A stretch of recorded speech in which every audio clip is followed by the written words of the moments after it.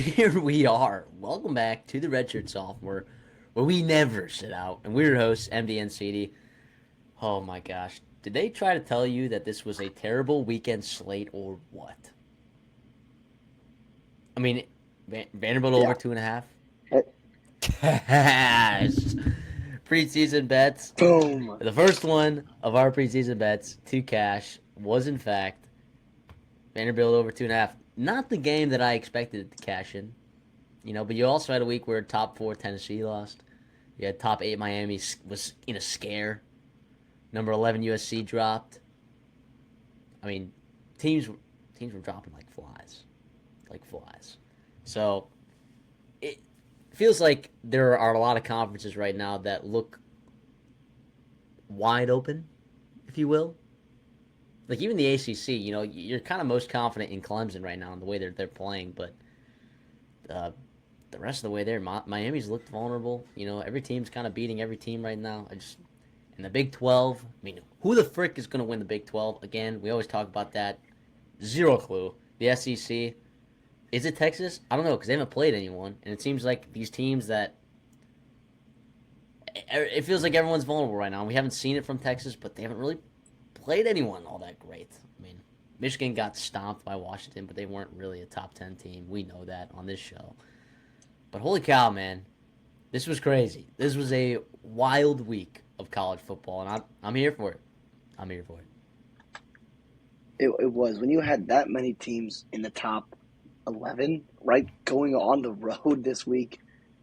Things were going to bad things were going to happen, right? And we saw teams like Miami, right, Ole Miss, Clemson go on get some tough wins on the road, and then obviously your Alabamas, Tennessees, Missouri got spanked, Michigan, as well as USC, all lose and totally shake up their early season momentum that they had built up and all that grace they had gotten from their fan base. Boom! All of a sudden, all these unranked losses from these teams. Wow! Holy cow!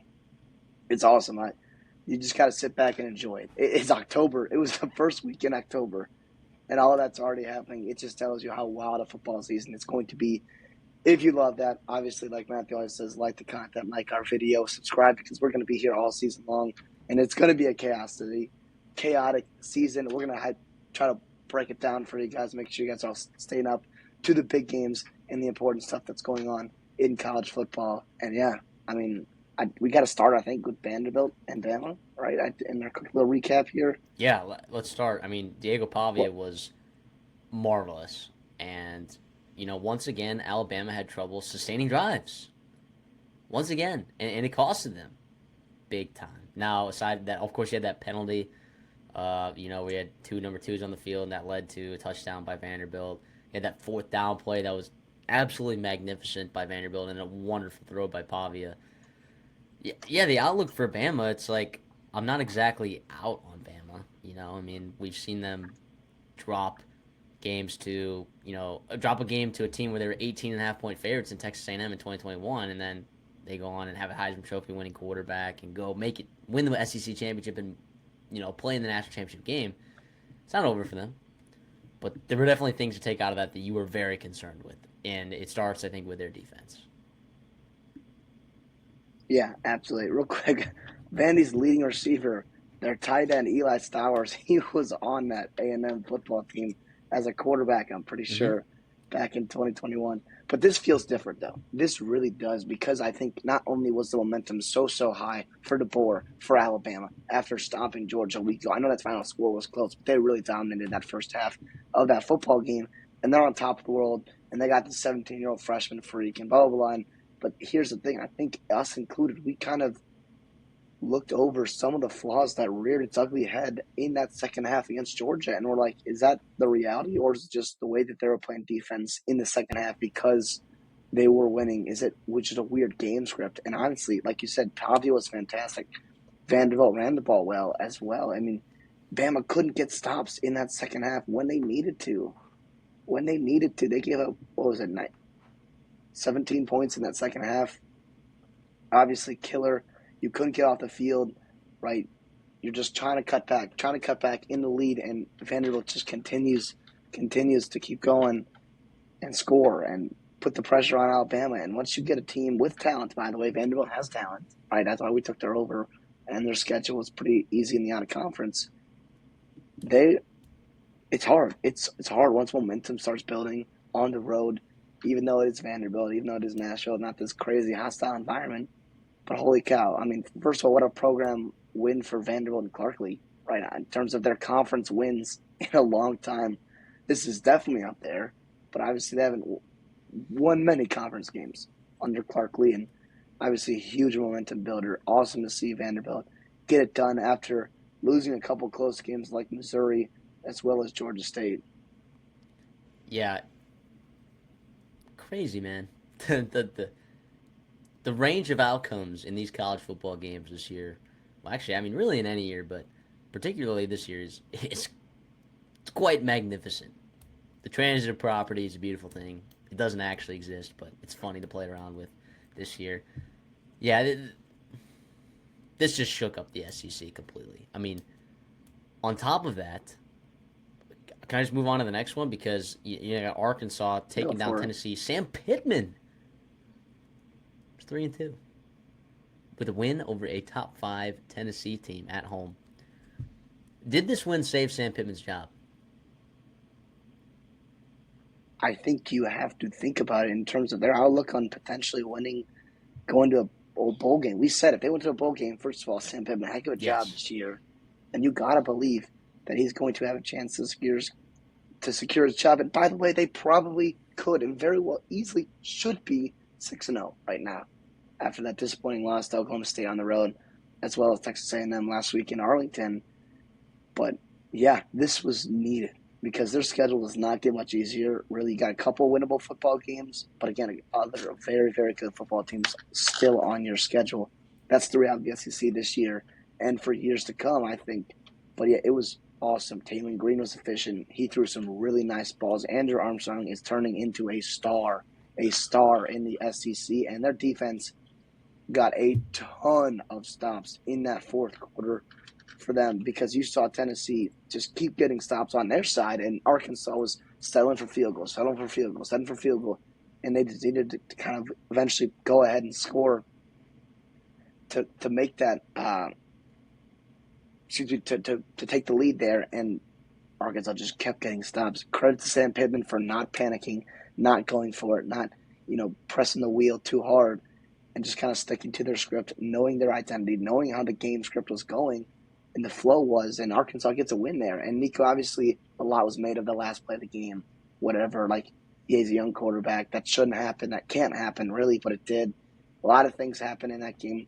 The reason why Tennessee lost, but again, you're just continuing to see, I think, we've been waiting for Nico. I mean, he makes these flash plays where he's got these runs or he's got this crazy, beautiful throw that you see, holy cow, there's the talent. There it is. Putting it together to four quarters, start a football game, and this time on the road, it was not happening. And if Tennessee's going to reach their potential like we thought they would this year, it's got to be because of that. And yeah, I mean, what a win for Arkansas and Sam Pittman, like you said, potentially saving his job. I mean, obviously, I'm not out on Nico. That was just a very. It's a going on the road in the SEC is tough to do. I think going on the road in Yeah. conference, I feel like just about any conference, it's not always easy to come out with a win. And yeah, it just was gritty performance by their defense, man. And, defense that, of course, you criticize a little bit for being vulnerable through the air against Oklahoma State. A defense that you criticize for being a little bit vulnerable on the ground in the fourth quarter against Texas A&M. Just held in there, man. And Dylan Sampson got his on the ground, of course, and he's a really special player. But yeah, again, this is another one of those games where I in my tier one of the SEC, I had Texas, Georgia, Alabama, and Tennessee kind of in my tier one in the SEC. And in the last 2 weeks, three of those teams have lost. Right. Um, I And Texas, by the way, played Mississippi State and had a bye. So it's not like we learned a ton of that in the past couple weeks either from yeah. them. So I'm really really interested to see how the rest of this SEC plays out. And we'll talk about some of the SEC teams later, like Ole Miss, South Carolina, A&M, Mizzou, and even Florida. And their result against UCF there. But it is going to be a crazy SEC race. the rest of the way. You had a game that you wanted to go to? Yeah, obviously, we kind of touched on a lot of these games. We'll talk about it with our counter, with our best bets of the week. We talked about it with some of our dirty dogs. So we'll get to some of these impactful games in a little bit. But yeah, I I was a little bit frustrated with Penn State playing UCLA. Right, I was expecting them. I don't think UCLA is very good at all. And to be honest, Penn State moved up to what, like four in the country in the AP, and it's kind of by default, honestly, with all those teams losing ahead of them. And to me, they have not looked just dominant in some games where I feel like there is a massive talent advantage and it's supposed to be coaching advantage as well as home field advantage for them. And this, they got some tough games coming up. I think the tough part of their schedule is October, early November, and we're kind of hoping to see more and more from Drew Alarm, see more and more from that offense, and we really haven't. And they kind of struggled a little bit, and I guess they'll take it. Right, the stats look fine. I mean, you had over 100 yards rushing, you had 230 yards passing, well, over 100 yards, I guess close to 100 yards. So it didn't look great on the ground there, outside of K Allen. But I don't know. I was just expecting to see more. A little disappointed in the Nittany Lions. Well, it was interesting to see Justin Martin there playing quarterback for UCLA. And he was, I'll say, had a pretty decently high completion percentage. For a guy going up against a defense like this. But so did Connor Bazelak. Like, I don't know, Is that a theme? Is that some a problem? quarterbacks have been a little bit more efficient than I thought that they would be against Penn State. I still think Penn State's defense is really good. Don't get me wrong, and it'll be tested again next week when they play USC on the road. So yeah, I'm not super impressed. I'm not impressed with a ton of teams. I think the parity right now, like I'm looking at a lot of different teams that could potentially win it all, or make the playoffs. Like it is, if there was a year to have 12 teams in the playoffs, I haven't been a big proponent, a big fan of the 12-team playoff, but it feels like if there was a year, um, I'd say like it's making a good case that should be a thing this year so far, in my opinion. So I'm like, yeah, I'm with you. They didn't look all that great. I feel like the best team in the country by the eye test right now for me is Ohio State, and again, they haven't really played any. I mean, they played Michigan State, but they're not that good. Iowa, I mean, they pounded Iowa and they looked pretty decent doing that. But um, yeah, I'm kind of shocked right now. So if you were to ask me to pick a team to win the whole thing right now, it'd probably be Ohio State just from the way that they look. So I'll ride with that. But I guess we could talk about more games. Let's go to USC in Minnesota. Let's talk about it. I know we talked about it. It's the best bets, but let's just talk about it. From a perspective of like what this means in the Big Ten. Does this mean that USC's out of it, like in terms of the race? You think they don't have a chance, probably? Well, I listen. They've got two losses already in conference, and I mean they're 1-2, right? Beat Wisconsin last week after coming from behind there after some turnovers. And listen, I was there. Right? Minnesota played very well, right? We saw Max Brosmer be very efficient, like he's been recently. By the way, underratedly, Darius Taylor looked as good as he has looked all year, running the ball, being physical, catching the ball in the backfield, creating different problems for that USC defense. And you got to give a ton of credit to that defense for Minnesota for hanging in there, getting tough stops, getting turnovers, kind of almost bend but don't breaking. And yes, Woody Marks got his on the ground, which has been a problem for Minnesota, but they really held this high powered offense, right, for USC and Miller Moss pretty stagnant, right? Especially in that fourth quarter. It was awesome to see. The crowd was really into it. Minnesota desperately needed that win because of how the month of September went for them.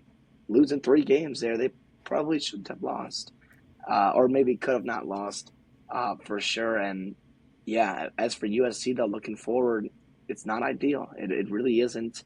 Like I said, they got Penn State next week, and then they kind of got some winnable football games for a while. But here's the thing: Minnesota was supposed to be very winnable, very, very winnable. And if some of those problems continue to follow you throughout the Big Ten it'll be interesting. And I do wonder too is how much did maybe the travel affect him kind of going across the country there. We saw Miami kind of struggle. We saw Michigan struggle going to Washington this past weekend.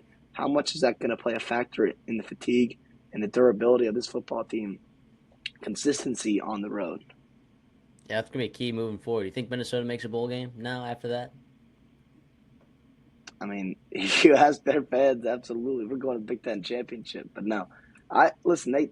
They got a couple winnable games, very winnable games on this schedule here, right? And they're in October, right? It's UCLA and Maryland, and then you got teams like Rutgers and Wisconsin. They're on the road in November. 4 opportunities to win 3 of them to go to a bowl game. Yeah, I mean, it's right there for them. I think it's a lot more optimistic, much more optimistic now than it was just a couple days ago, and just a huge, huge win for the program.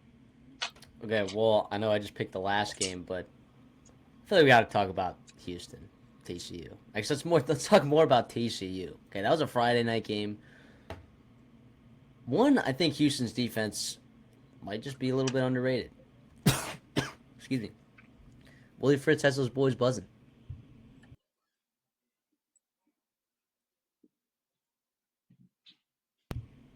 Sorry, excuse me. Yeah, they. You're chilling.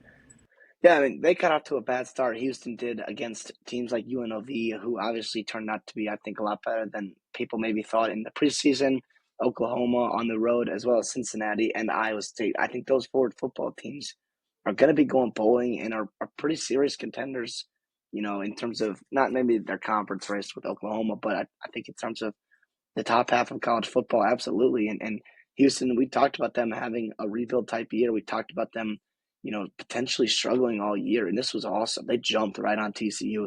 Zion Chris was incredible. We talked about him as one of impact transfers over, you know, over the summer and how important it was for Houston to get him, but also develop him too. And yet, Donovan Smith has not been the problem necessarily for Houston, but maybe it's not the solution. And it looked different with Chris. The way he can run the football explosively, right? Almost 100 yards himself on the ground, as well as being efficient in the air. And they stopped Hoover. I mean, when Hoover turns the ball over, sometimes bad things can happen for TCU. And that's what happens when you throw the ball 37 times versus running the ball only 22 and only 17 carries for your running backs. I don't know if that was negative game script because you did get down so early, but again, that's not where you want to be right now in the Big 12 conference, especially with a young quarterback like Hoover. Yes, he's played a lot of football. Yes, he's thrown a lot of passes, obviously, but you still want to be putting him in good spots, not to carry you all season long. And if things don't change for TCU, yeah, they started off the season well, but they have quickly kind of faltered. After that UCF loss, that last heartbreaking loss to UCF, they've been struggling. And Houston, SMU, UCF, even those are some games that we thought they could win and potentially put themselves in the spot to compete for a Big 12 title. And obviously, it's still wide open because it's the Big 12. But TCU, things have to change, I think, for them. Maybe defensively more than on offense. But again, I do think running the football, taking care of it, will help their defense.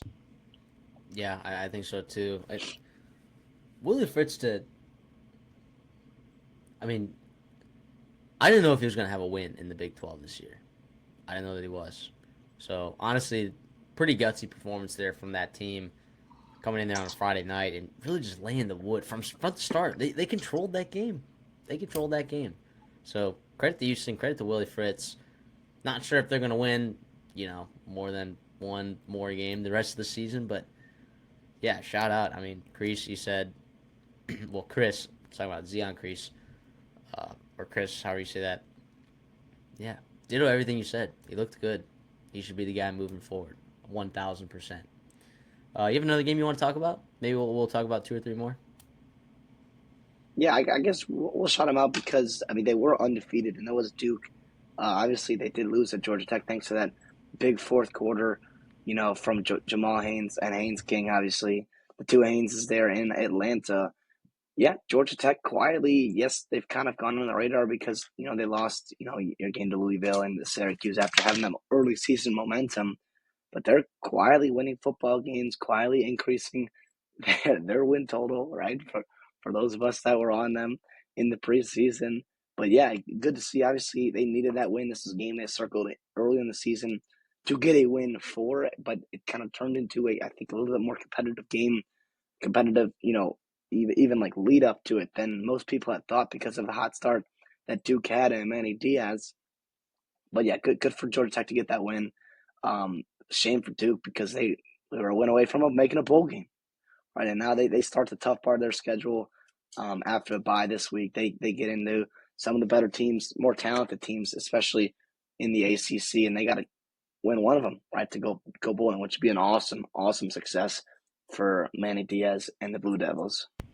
So for Georgia Tech, you took their over 4.5 wins. You see them the rest of the way? I mean, I'm seeing potentially a few. I mean, got UNC on the road next week, which I think they'll have a chance to Starts win next that. week. It's next week.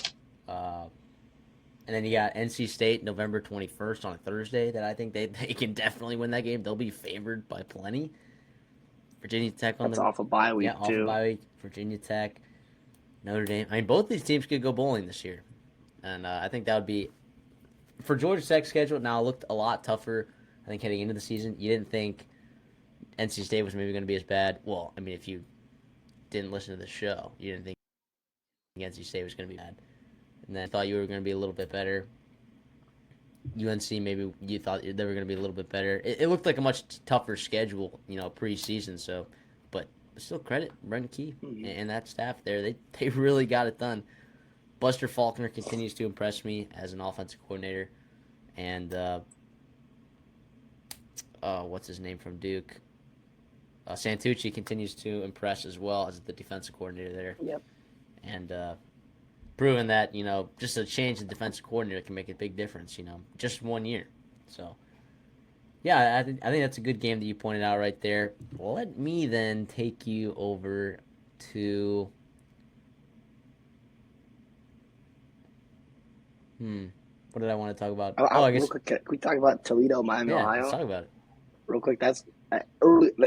I guess preseason that was a huge matchup. Two of the favorites probably in the Mid American Conference. There, Miami has had a tough out of conference schedule. Right, Northwestern, Cincinnati, Notre Dame obviously lost those games, but competed in a lot of them, and so maybe they're a better football team than their record indicated. But Toledo at home comes out, gets off to a nice start, and kind of rides that throughout to get a win there. Tucker Gleason over 300 yards continues to look good, as well as Newton, their wide receiver, and yeah, Toledo. You got it's gonna be an interesting MAC because I think we've got some talented teams that have given some other conferences some problems. Right, Buffalo, right, holy cow, even obviously Bowling Green and Northern Illinois most notably, but Toledo right there obviously continuing to flex their muscles in the MAC, getting off to a big start. Looking at their schedule, it got those three teams I just mentioned right there in October for them. So it was a big start to the month to get this win here over Miami after a disappointing loss potentially to Western Kentucky a couple weeks ago.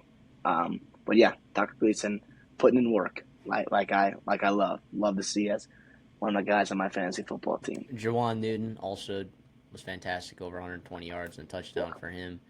So I mean, in the MAC, I mean they can accomplish anything that they really want to, and Bowling Green's already dropped a game as well in the MAC. So I said, didn't they? Bowling Green lost to someone. No, they lost to Old Dominion. That's who they lost to. That was really bad. Whew, tough loss. But yeah, Mac's wide open for them. As you would normally think going into the year, Toledo just is a really talented team. Even though they lost Daquan Finn, who hasn't been playing for Baylor. I the MAC. I feel like that's the one conference that I feel pretty safe about liking Toledo and Bowling Green. And then it's separate. I mean, do you feel? I mean, Northern Illinois maybe. Like, what other teams do you feel really good about in the MAC? I mean, how about Pete Lembo and Buffalo? They just know how to win football games. Same thing. I Chris guess. Creighton at Eastern Michigan. They're off to a hot start and looking good in some of their wins. But Bowling Green, I think they've kind of been disappointing. I think since a couple of their close losses to some pretty darn good football teams in the top 10, really like top 12 now with A&M. But all of their Um, losses have been one or no, possession ball games. Even the loss to yeah, Old Dominion, exactly, they're exactly. all one possession ball. Like I would just have to think that they're Well, right there, ready to turn the corner. But and they're talented enough. They're so oh yeah. talented. They're way more talented than probably the I, rest of the teams in the MAC. well, and I don't think that their scheme too. I don't think you want to see them on your schedule if you're in the MAC, right? Like you do not want to play them. I do worry about consistency throughout the year and winning a MAC, right? But they're 1-0 in the MAC, so I guess that's all that matters right now. And we'll see if they can kind of turn a corner. Again, they also got that tough schedule in October with NIU and Toledo on their roster or on their schedule. You're right. Last game I want to talk about before we move on: Texas Tech, Arizona, the late night slate up there with Cal, Miami. Maybe that game was a little bit overshadowed, but yeah, Texas Tech is undefeated in the Big 12. They're winning some football games. They're running the ball well. Noah Fafita has not looked very consistent. In fact, Ted McMillan hasn't looked, dominant in every single game. And, I think some of that has to do with the losses on the offensive line. And defensively, they've just looked like a much different football team. I still believe in Brent Brennan, by the way, for the future of that program. I really do. And I think there's still talent on this team. I was a little bit higher on this. I think I've been let down a little bit by this Arizona team. I thought that they could win, 8, 9, 10 games this season. But looks like that might not be the case. But could be an interesting team, though. Like, if you have to go on the road to play Arizona and, like, in those late night slots, could be a team that, kind of catches you lacking. Definitely a team not to look over for sure. But, yeah, Texas Tech, Joey McGuire, they're sneakily 5-1 and in first place in the Big 12 right now. And on the rest of their schedule, are you seeing Utah on their schedule? I'm not seeing Utah on their schedule. I'm seeing a Baylor team at home. No I'm seeing a BYU either. TCU team on a skid. I'm seeing Colorado at home, West Virginia at home, Oklahoma State, who stinks right now. And then you get Iowa State as your toughest game left on the road. But you could drop that game and have one loss in the Big 12 and still make the Big 12 championship. I think Texas Tech right now is in a really, really good position after winning these first 3 games in the Big 12 and the way that we've seen these other teams kind of play out so far. They're in a really good spot. No Kansas State. And you know what? I'm a little bit disappointed in myself. I guess maybe I thought Arizona was going to be a little bit better, but I'm a little bit disappointed in myself for not sprinkling Texas Tech to win the Big 12. Because looking at hindsight at this schedule, I'm like, man, maybe we didn't think TCU was going to be this bad either. With hiring Andy Avalos and how that's just not working out right now so far, and the transfers stuff is just so volatile with them. But man, they could make the Big 12 championship right now. They really could. And Joey McGuire, just stock continues to rise in this show. Bought up all of it at the bottom. Yeah, that's a great point there. Obviously, Arizona, in terms of the game there, you got a chance there up 19 to 18. You took that lead in the second half, and you go down and you miss a field goal, which things get stopped. And then the fumble, when your next possession obviously led to a touchdown for Texas Tech, which kind of put it out of reach. Brutal in year one to see. Obviously, the Utah win was massive. We'll see how they continue to get better and better. I know they're battling some injuries right now, but it doesn't get easier with BYU next week and everything else there. But like you said, good point about Texas Tech, man. I think a lot of us wrote them off after a tough September, right? Losing to Washington State, getting kind of dominated, and then struggling with Abilene Christian in week one. But all of a sudden, they took care of Arizona State. And they snuck by Cincinnati. They beat Arizona, come from behind there, and all of a sudden, like you said, they're 3-0 atop of the Big 12 right now, sitting pretty. Let's get into our dirty dogs, and as a reminder, this segment is about giant underdogs, and there were quite a few of them. Okay, there were, I think, 4 games this week where spreads of greater than 10 points, which is our threshold to pick the dirty dogs. The dirty dog has to have a spread of greater than 10 points. I think there were 4 upsets, and all we try to do is just try to find as many as we can in a season, and we found one this week, another one, and we should have found a second, by the way. Cal plus 390 on you. You continue to have just the worst beats. You were on Northwestern plus 520.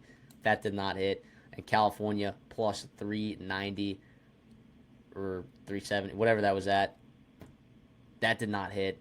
Probably should have hit. That was a bummer. We'll get into that game more. But I had Baylor plus 475, and in the first half they looked pretty good, and then things just kind of fell apart for them defensively, and Sawyer Robinson, just couldn't get it done. They couldn't sustain drives, and it just got out of hand. I'm still not sure how good Iowa State is. I really want to believe that they're that good, but I just don't know.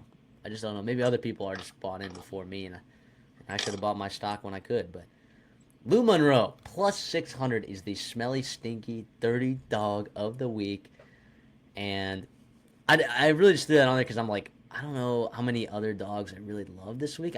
I love the way that they've been playing defense. I love Bryant Vincent as a coach. James Madison. I know their offense has been cooking, but they played some really, really awful, like some of the worst defenses, in college football that they'd played against. And I just thought Lou Monroe might be able to get one here. And boy, did they win. They're 4-1 right now. This is ridiculous that they are 4-1. They didn't have their starting quarterback for this game either. They had an over/under win total going into the season at 2.5. They had a ton of transfers get out of there. Pretty much not enough guys from that New Mexico team that was okay the year before didn't follow Brian Vincent. A lot of those offensive linemen went to Power 5 schools. The running back, Ja'Cory Cross-Merritt, went to Arizona. I mean, there's some talented guys that were just left behind, and Brian Vincent it is one of the worst funded athletic departments in the entire country, and Lou Monroe is 4-1, and they control their own destiny in the Sun Belt right now. And guess what? No one in the Sun Belt looks good right now, except, I'll argue, Texas State and Louisiana. Yeah, honestly, it is surprising. James Madison was one of my best bets. I was ready to just pile on. I still was not bought into UL Monroe even after a couple of impressive games. I thought they were beating some really bad football teams in Troy and UAB. And yes, those teams are not very good, but ULM maybe deserves a lot more credit than they were getting. And I love that. Brian Vincent talked about how important this game was to him, to his program, and to the fan base. Obviously, great to see. Great to see. We love that, rooting for good people. Also, our underdogs here are part of the Dirty Dog segments. Like, they are a Dirty Dog program, man. They are, obviously, like you said, and with their funds and all that good stuff. It was awesome. That's what college football is about.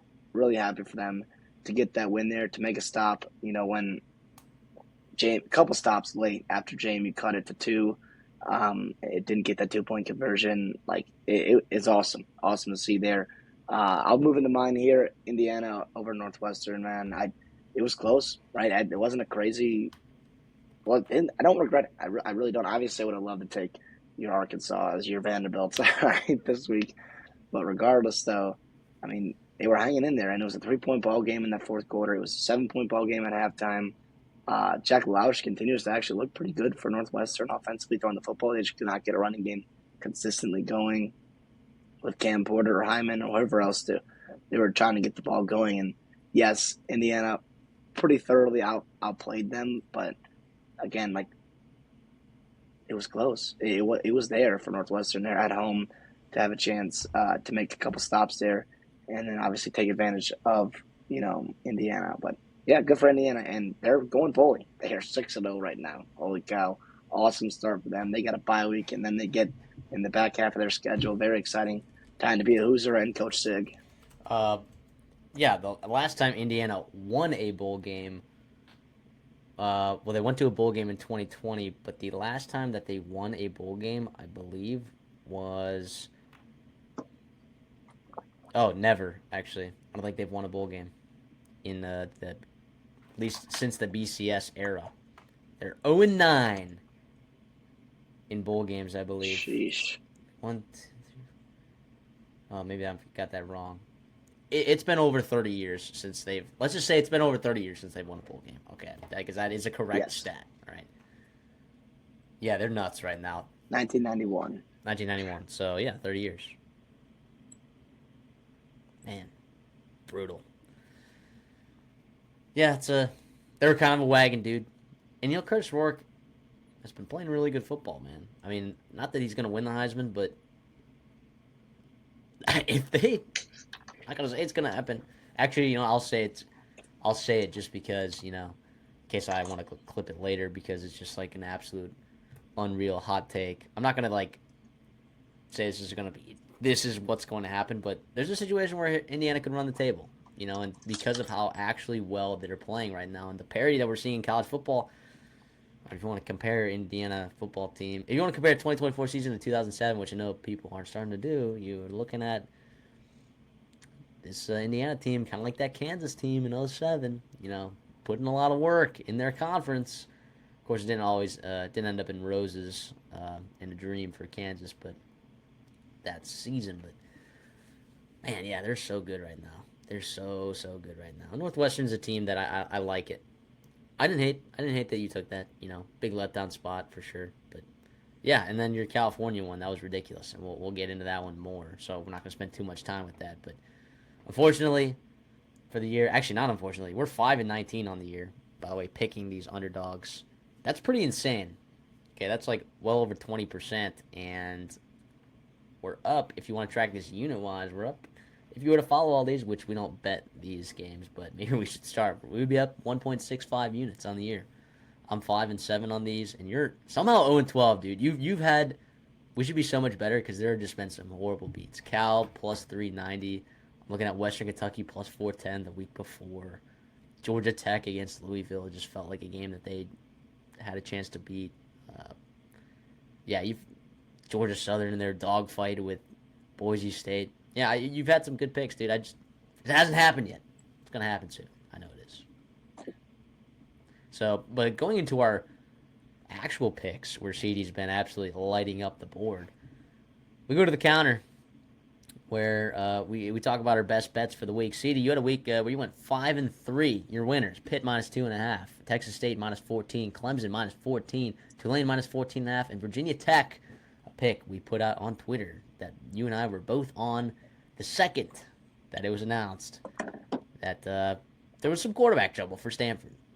So we put that out there. So you were 5-3 on the week. Your losses coming in USC minus 8.5, which I also took as well. JMU minus 15.5, and South Alabama minus 2.5. Anything you regret? Obviously, I mean, you could just take away those losses that you have, but would you take those bets again that you took? I learning a little bit more about ULM and JMU, like we talked about in your Dirty Dog segment. I probably would not be ripping that again. Um, USC, I kind of ignored some flaws and I think was a little bit biased. I didn't think Minnesota, I didn't give them credit for playing actually pretty well last week on the road, and they got it done. Not only did they cover, but they outright won as 8.5 point dogs.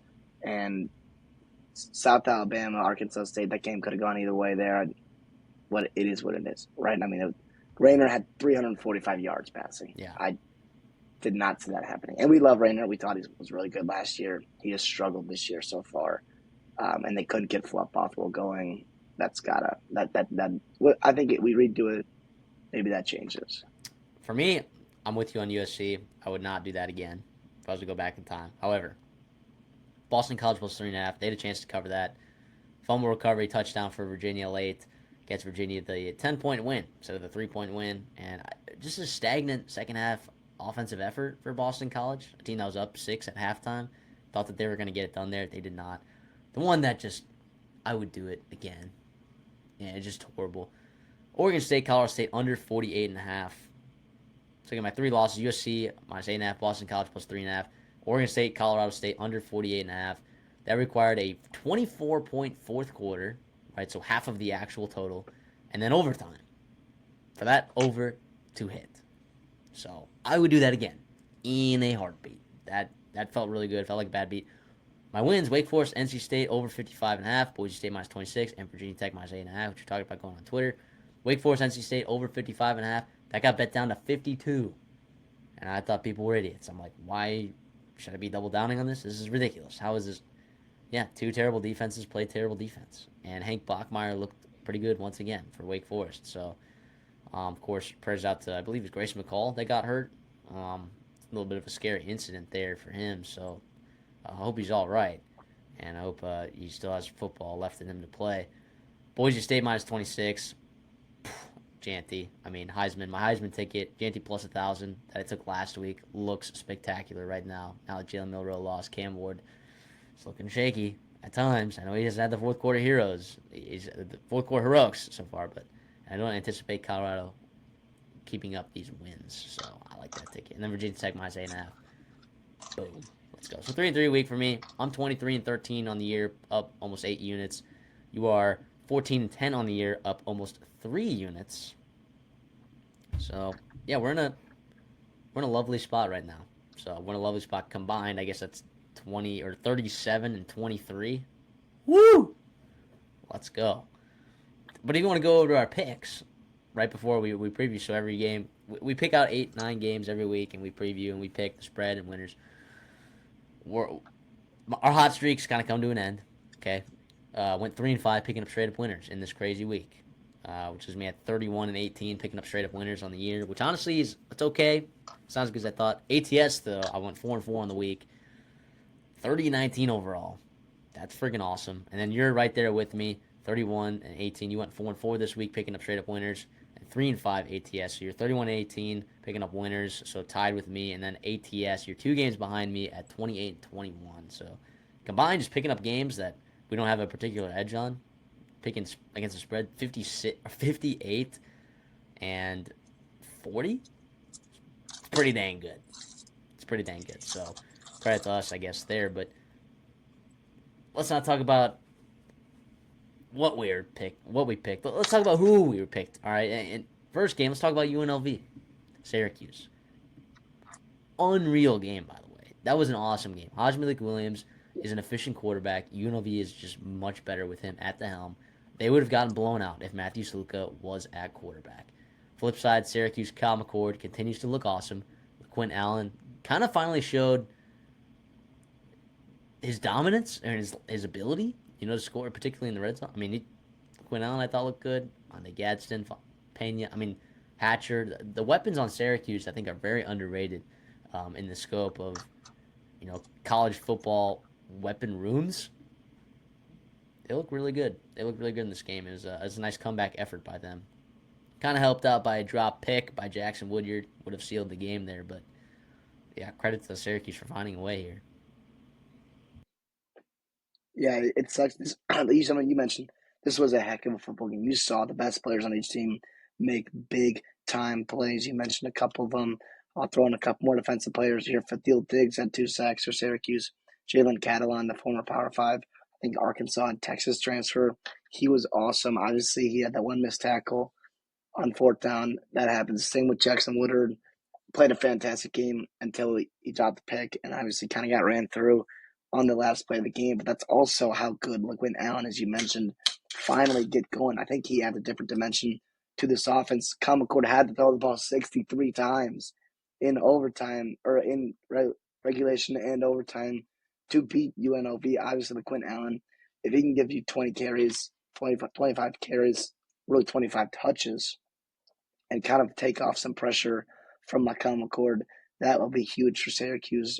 And UNLV was favored in this football game for a good reason. They were very, very good. They should have won, and they didn't. But like you said, it was an awesome, awesome game. UNLV started slow, had a big second quarter, and yeah, like you said, Hajj Williams continues to play well, continues to probably give UNLV the best chance to win and to win the Pac-12. It stinks for UNLV because not going to say it's the end of their playoff run, but that's one that you kind of got to have. And it would have been really nice to be there sitting there and be one of the only group of 5 teams, probably the only group of 5 team, to have 3 Power 4 wins on their resume, as well as potential wins over Oregon State and Boise State. Yeah, obviously their attention switches back to the Mountain West as they continue their run there. But Stanford, it was awesome going on the road, short week across the country, right? Hanging in there in a tough environment, a tough football game, and they got it done. We love that for Fran Brown. We love that for Kyle McCord and the orange there. It was awesome. It was really, really awesome. Friday night, if you were watching this game, you were loving it. And that's why we love college football. 2 teams that don't have much connection to each other at all. Really, Syracuse and UNLV, New York, and Las Vegas. And it was an awesome, awesome game. And obviously, if you're UNLV, you would have loved it when it went differently. I took UNLV, and I probably would take them again. I will say I do think McCord, against a pretty good defense, a pretty good defensive staff, looked really, really good. And he missed some throws, obviously, but to be able to have to throw the ball 63 times and do it well, efficiently, over 60% completion percentage, 350 plus yards, only the one interception, potentially probably the two, like you said, with the drop pick. But yeah, awesome. I think this is best case scenario if you're Syracuse in that transfer portal win over with Kyle McCord.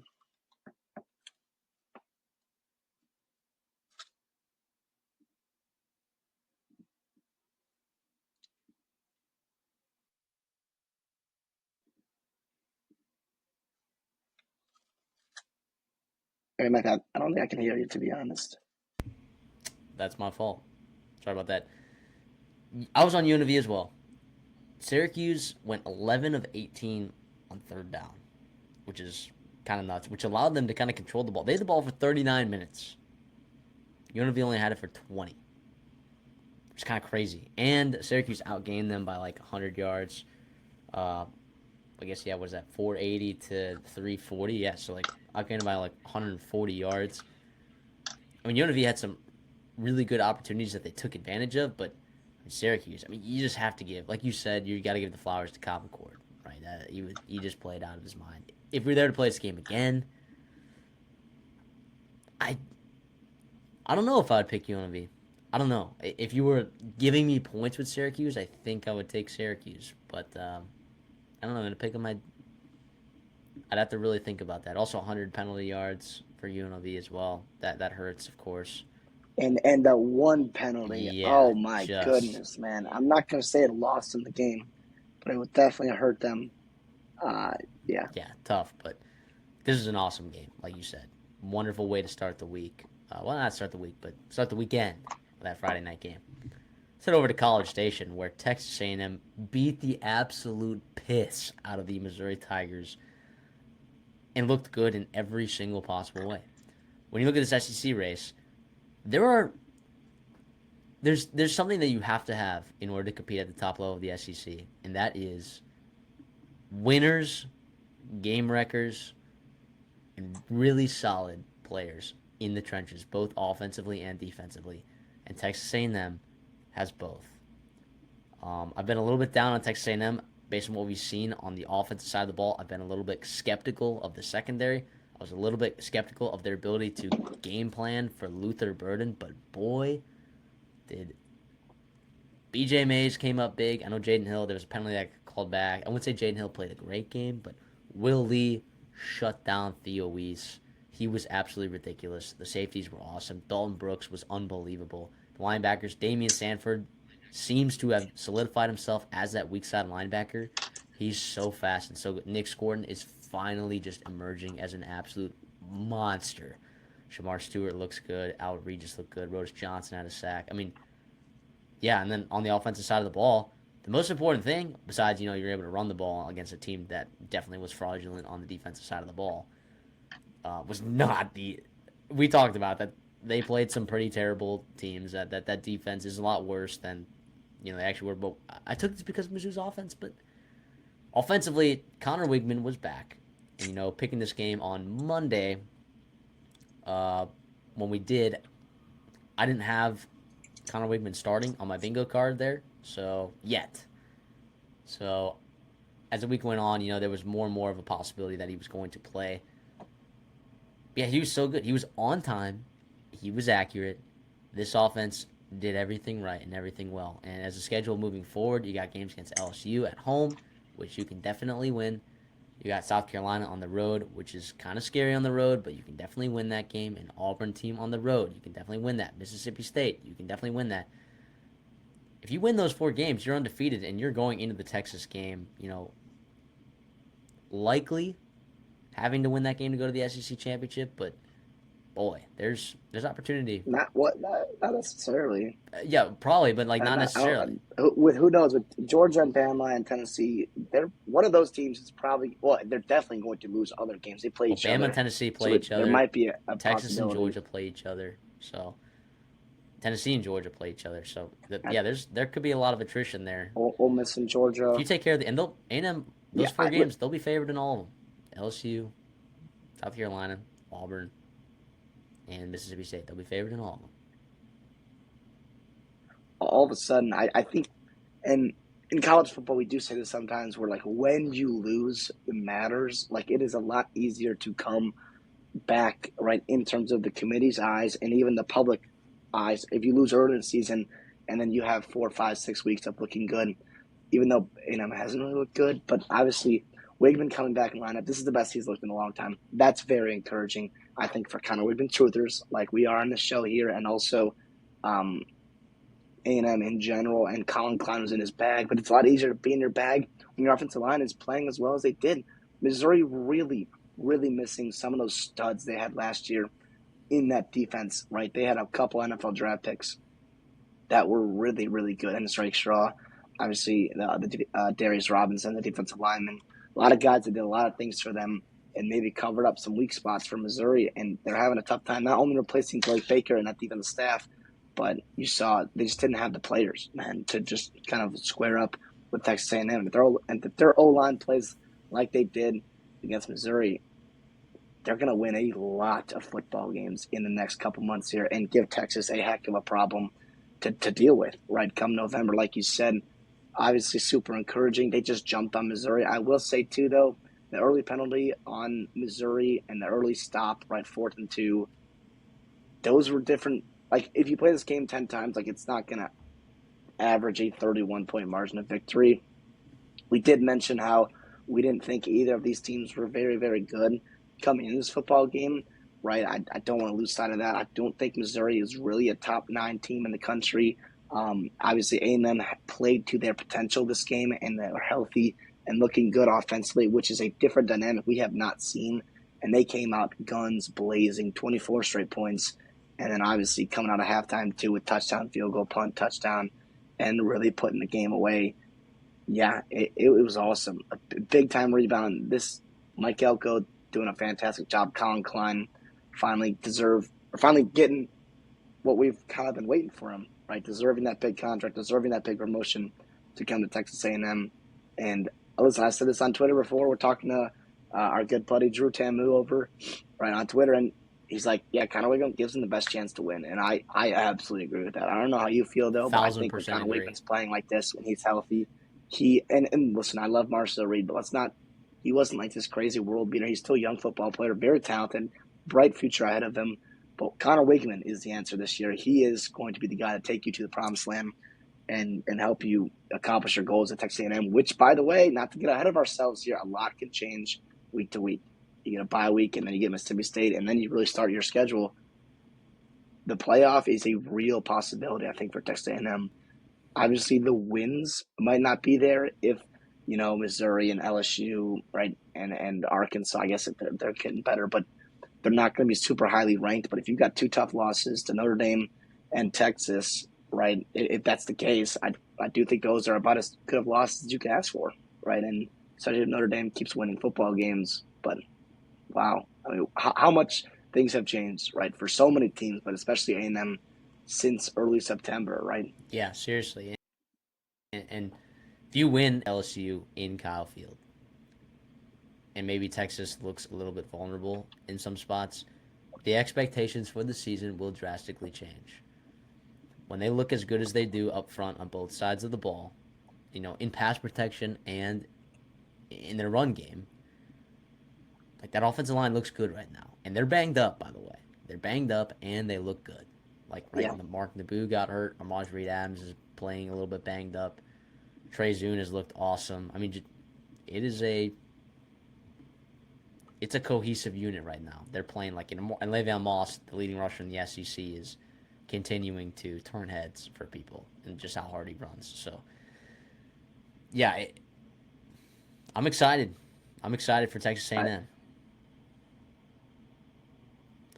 Let's move on to Louisville SMU. I thought Louisville was going to win this game, but since SMU has consistently went with Kevin Jennings at quarterback, they have looked really, really good on the offensive side of the football. Kevin Jennings, I don't know if he played his best game to date, but certainly played out of his mind, and they needed every bit of it. Okay, because Louisville did get theirs, but Kevin Jennings is the answer moving forward. And I took SMU under 8.5 wins, and the season, and starting to look like if Kevin Jennings is going to play like he is, this is a. I'm not necessarily saying like an ACC championship contender, but you have to look at SMU as with their schedule being maybe not that strong. You have to look at them as potentially in that picture. Absolutely, and they still have 0 losses in the ACC. They're one loss, by the way, to undefeated BYU, which continues to look better and better as we go through the season. Yeah, and also their tough part of their schedule is kind of gone, right? You get a bye week, Stanford, Duke, Boston College, Virginia, a lot of academic powers on their schedule. Which if you're in the ACC, you kind of love to see that this year. Holy cow! I could not have been more impressed with Kevin Jennings. Obviously, the added dimension he brings on the ground with that explosive run play was a difference in this football game, right? It really was in that fourth quarter there.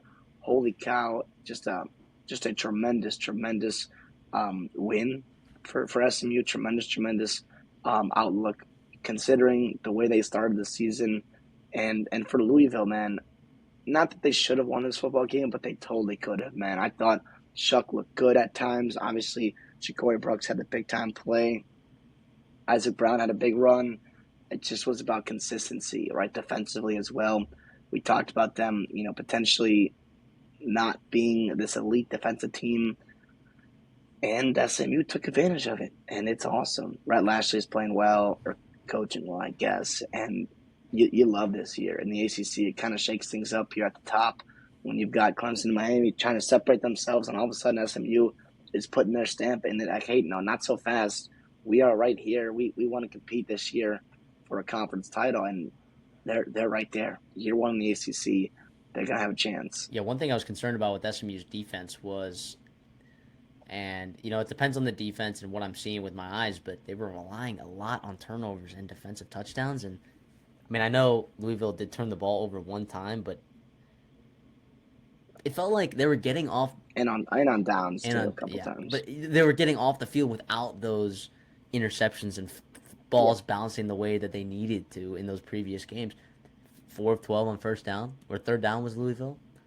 I know Louisville kind of dominated the time of possession, but I think SMU's defense just found ways to get off the field, and that's important. That's important when you have an offense like led by Kevin Jennings that can, keep you in ball games. Man, they're all right, dude. They're an okay team. I'm not gonna say they're a good team or a great team yet.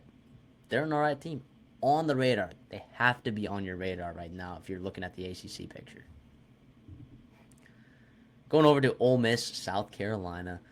Ole Miss, great bounce back spot. And I think a lot of people were on South Carolina, but football's very matchup dependent. Okay, in this game, Walter Nolan had his matchups and dominated. Okay, this Ole Miss defense was just too much for the South Carolina offense. And South Carolina, like a team against a team like LSU, had a couple explosive run plays, and that's why that offense was able to have success there, as well as defensive success. Kentucky, I mean, the offense didn't have to score against Kentucky to win that game. They could have just only had defensive touchdowns in that game, or the ones that they did, and still won the football game. South Carolina defense is still good.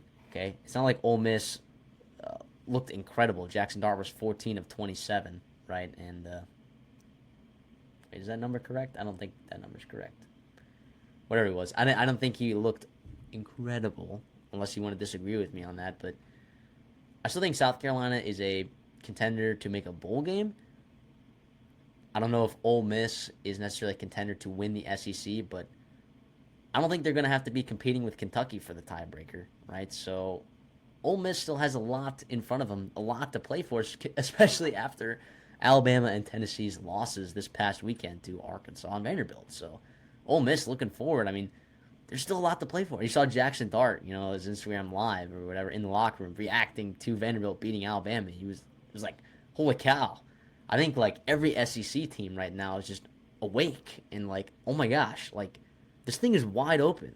New Like life. there's new life everywhere to be found. And Ole Miss, I think, found it against South Carolina. Yeah, it was a huge bounce back. Part of the reason why I liked him this week is I felt good Lane Kiffin was going to be able to come up with a very good scheme, and not get kind of stifled 2 weeks in a row. Now, South Carolina's defense, all things considered, actually played pretty well, right? If you look at the way Ole Miss scored early in the football game, it was off a fumble, it was off a turnover on downs, right? A fake punt, right? Different things like that. That if you're South Carolina, I love the aggressiveness, but again, you to win this football game and to win a lot of your football games, you're gonna have to play a very, very specific, very, very, you know, there's one way to win. Let's put it that way. You gotta have to run the ball efficiently and play very good defense and not turn the ball over and take advantage of short fields when you do get them. And if other than obviously Lenore Sellers' long run was a scamper, I think your longest run being 12 yards is not going to cut it. Now, Ole Miss's defensive line is not what it's been in years past. It is pretty good, and they have been very good stopping the run. And you mentioned matchup dependent college football. You just can't apply the transfers of property because South Carolina, kind of destroyed Kentucky and Kentucky beat Ole Miss. That South Carolina was going to destroy Ole Miss. It's matchup dependent, like you said. And yes, it's super encouraging for Ole Miss. I thought Jackson Dart, he doesn't play great, but they had a good plan where they were going to get the ball quick, right, on certain downs. And then also when they had time, they would take a shot. They would have some big-time explosive pass plays, 66 yards to Beanie Wells, 57 yards to Trey Harris, 41 to Jordan Watkins. Different things that allowed you to be explosive and to move the football and score against South Carolina. Now, one of those ended up in the fumble, I think, for Beanie Wells out of the back of the end zone. But regardless, so I love that game plan for Lane Kiffin. Part of the reason why I felt good about taking Ole Miss and laying the points there. As for South Carolina, like you said, they can still absolutely make a bowl game.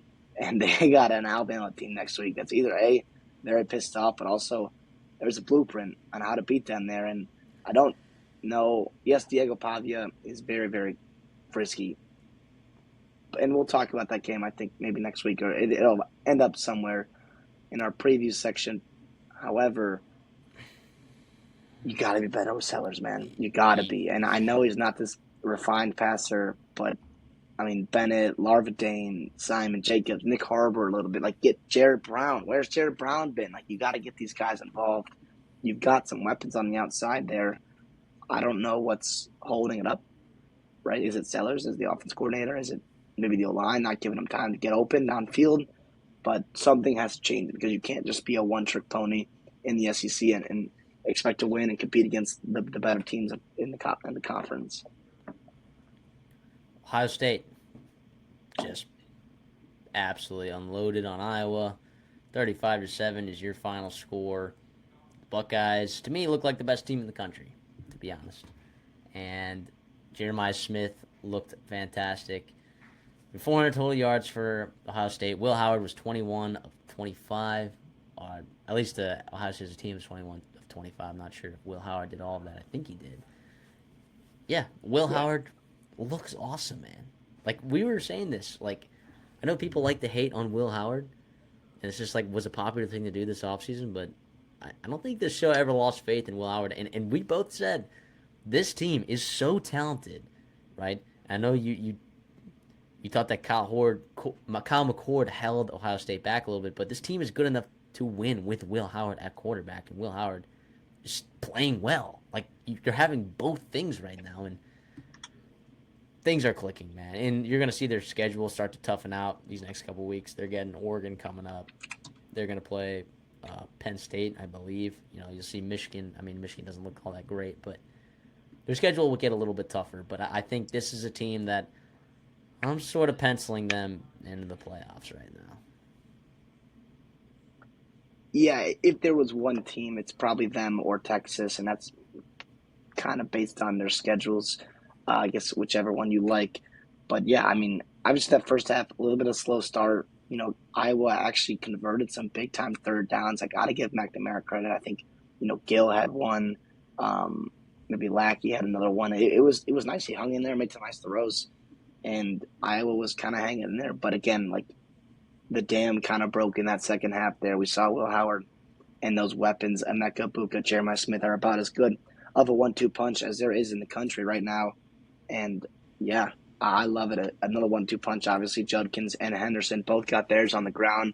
If you can run the ball like that, 200 yards, 5 yards a carry against a team like Iowa and a front seven like Iowa, I think that makes me feel really good about Ohio State. We talked about, how they were going to be able to run the ball and stop the run in our preview.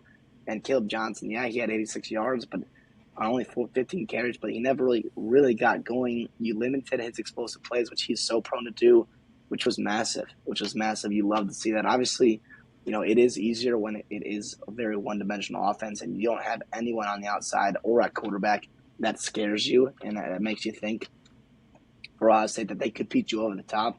Regardless, though, they took care of business. Yes, it wasn't pretty.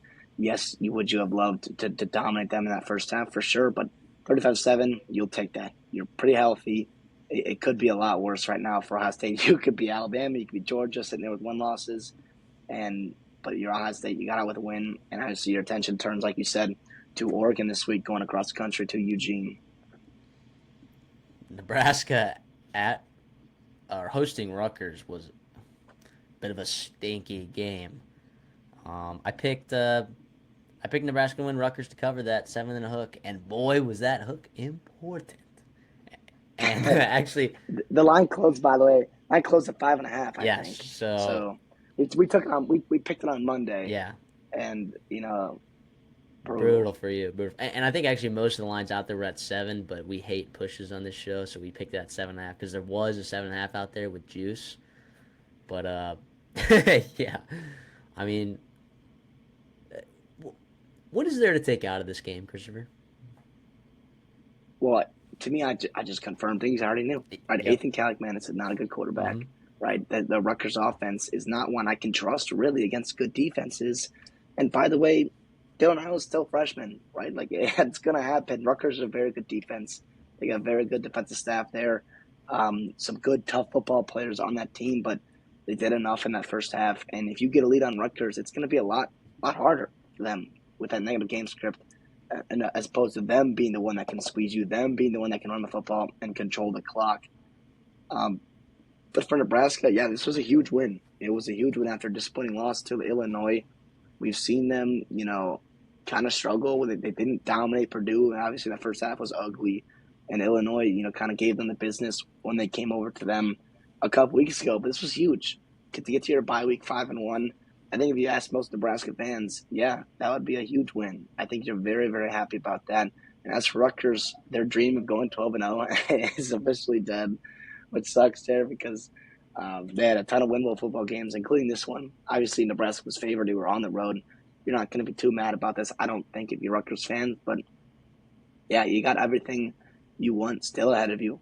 I do think 5 of 37 is, number one, too many passing attempts, right? Even if you are down 14-0, you don't have to be just giving up on the run game, I think, and Kyle Monangai only getting 19 carries is something that I think has to change going forward, and I expect that to change with Kirk Soraka there and kind of doing some self-scouting here for Rutgers as they are moving forward.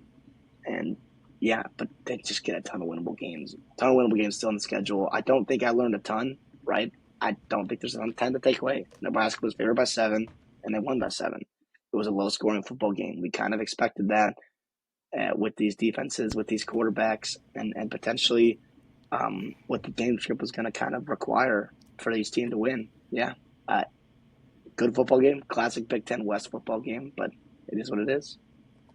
UCF traveled to Florida, and Florida got exactly what they needed, a win in which I thought they played a pretty complete football game. Maybe Florida fans will be picky or whatever, but as complete of one as they've played all season. I mean, Yeah. Graham Mertz and Lagway were 23 of 27 passing. You ran for 130 yards. You were 6 of 13 on third down. You got 5 sacks. KJ Jefferson looked horrible. And you got to win against a team that you needed to get a win against if you're Billy Napier. And I'm not saying, all of a sudden Florida's going to turn the corner, because their schedule does not get easier. But definitely a good win for Florida, and proves that this team still has talent on it, and they can win football games. On the UCF side, though, yeah, I'm concerned with the way that KJ Jefferson's playing the last 2 games. They've kind of gotten shut down in the run game, specifically R.J. Harvey, Penny Boone. I mean, which was kind of what they relied on a lot. And that game against TCU, that win, that comeback win's looking worse and worse as we're going along. And TCU's defense just might be one of the worst in Power Five this season. So yeah, UCF moving forward, I'm a little bit disappointed with the play of uh, their defense, specifically their defensive line. I think in the last couple of weeks, their secondary has just been torched, and that was just such a concern going into the season. And that reality is kind of playing itself out, and that was probably the reason that I'm like, okay, I'm not going to take this over on their win total or a future or anything like that. But yeah, and it seems like they have an identity, but when you take that away from them, I don't know that they got anything else left in the bag. And part of this, their success too, it's like they need to control the football more. And they didn't dominate the time of possession against Colorado. In this game, they only had on the ball for 27 minutes. Most of the time, the ball was in Florida's hands. I mean, 4 of 12 on third down. Just yeah, I'm a little bit concerned for UCF moving forward because I'm also seeing some other teams in the Big 12 that I think are playing pretty well. Yeah, you mentioned this was exactly what Florida needed. And how about coming out with a 15-play touchdown drive? I think, and like you do too, and we continue to echo, Graham Mertz is the best chance for Florida to win football games as it stands right now in 2024. And this was a game they needed to win. Obviously, Miami and Texas A&M kind of gave you the business a couple times at home, and now, right, you get a big-time win. Obviously, it's not a conference win. It's not, over a top 10 football team, but it's big, and nonetheless, it helps. We see a couple coaches in the SEC get some wins this week that were massive for them. I think they can kind of take a breath, take a breather, regroup, get ready for the rest of SEC play. And as for UCF, like you said, disappointment. It's 2 straight weeks now. You've kind of done it in that first half. Last week against Colorado, you got down big early. This week against Florida, you get down early. And like we said, with them controlling the football, running the ball well, those are things that you can't really do when you're down big points. And you're down double-digit halftime leads. That's not going to happen. That's not a good recipe for success. And as for UCF, Kid Jefferson is at his best running downhill when he has good running backs around him and an offensive line playing well, not when he's dropping back to pass. He does not have the best pocket presence. Yes, he is massive. Yes, he can avoid sacks, but I don't want him just in straight drop back sets. I want him RPO. I want him on the move. I want to hand the ball off to 2 really good running backs in RJ Harvey and Penny Boone. And I will say I do think Florida might give him more problems than maybe they will see in the Big 12 just up front, potentially with their size and physicality they have. But again, they couldn't do it against Colorado, right? They couldn't really get in rhythm either in that game. And looking forward, you got Cincinnati, who's a lot better than people think, and then you get a couple of the better teams are at the top of the Big 12 standings in BYU and Iowa State in a couple weeks. So it doesn't get easier for UCF. Obviously, the good news is it's not a conference game. It's not going to really affect them in the Big 12 standings. But again, one you would have loved to see, not only for this season, not only for your record, potentially improving your bowl game or whatever else it may be, but also in terms of recruiting, in terms of development of the program. UCF was a team, I think, going into the season who had a ton of momentum. And with Florida State struggling, UCF and Florida State and Florida struggling early on, UCF was one of the teams that was trying to push their way to the top of, of the state of Florida, right? And moving to the Big 12 and getting momentum there, recruiting well, and all this other good stuff. And it kind of been halted the past couple weeks on some big national TV football games with Colorado playing, obviously, a lot of eyes on them. And then also in-state rivalry game here with Florida. So kind of back to the drawing board for Gus Malzahn, UCF. I'm not giving up on them. I'm not, writing them off in the Big 12. But things have to change offensively, I think, especially defensively. It is what it is. It's kind of a personnel problem, I think, right now. But offensively, you have the personnel to be scoring more than 3 points in the first half. California had a chance to propel themselves into the forefront of the ACC championship picture, and they blew it. Now, we can talk about the refs and whatever, and that targeting call or the illegal men downfield on that last touchdown play for Miami, but not being able to run the ball when you can. When Cam Ward, I guess, is under duress, and they did a really good job of putting him under a lot of duress early, he sometimes makes mistakes, and they capitalize on those mistakes, but fourth quarter Cam Ward this season is something else right now. He is unbelievable. when the fourth quarter rolls around, man, Miami's still undefeated now. They're still undefeated. And Miami's schedule the rest of the way also doesn't. They don't get Clemson, right? I mean, Miami, their path is very clear to make the ACC championship. It is just, are they going to Mario Cristobal this thing and tank a game they shouldn't? But here's the thing: those two games that they won, these last two games, Virginia Tech and California, those are games that they lose 10 times out of 10 in the past with Mario Cristobal. And on Yeah, the flip side, you can talk about the refs, sure, whatever, okay? But those are games that they normally lose, and they found a way to win those games. That means something, I think. yeah, absolutely. I think that is part of the process in looking better as a program. It's massive. I think also that's the difference that Cam Moore makes, right? He obviously didn't look great in the first half. He had the interception, which was just an awful, awful throw, trying to push, trying to press, down 11 at halftime. And then all of a sudden, he just goes on a tear. Four straight touchdown drives. They were like they were like 8, 9, or 8, so 12, 11, 9, and 6 plays. And they were quick hitters. They were exactly what they needed. It was awesome. It was super impressive. You mentioned the resilience there. I mean, you gotta love it, right? Going across the country, game day atmosphere, incredible. The football atmosphere, incredible. The stadium, and you get down early, and they keep piling on in that third quarter. And no, we're not gonna throw this away. This is where Miami football. We're gonna continue to play and push. And this is 2 straight weeks now, like you said. They face a lot of resiliency, which I'm glad they are because honestly, looking at their schedule in the ACC, there's not a ton of resilience, maybe resistance that's kind of left on their schedule. So it's good to get these close games, good to get your back against the wall sometimes and learn who you are as a football team. As for Cal, though, I mean, my goodness, man, you should be 5-0 right now.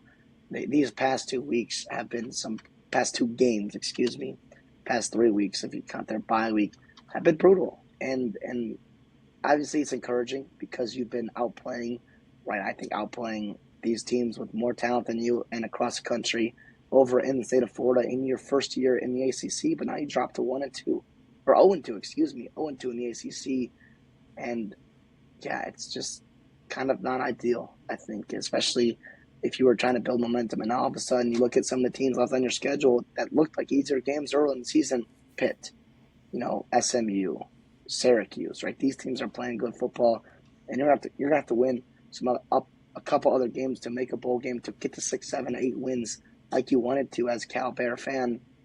But yeah, Jaden Ott, 7 attempts. I know Miami's got a good front. I know he does. And I know he had a good plan for him out of the backfield. But what what is that about? What Javion Town is 7 attempts, right? How can we not run the ball when we needed to?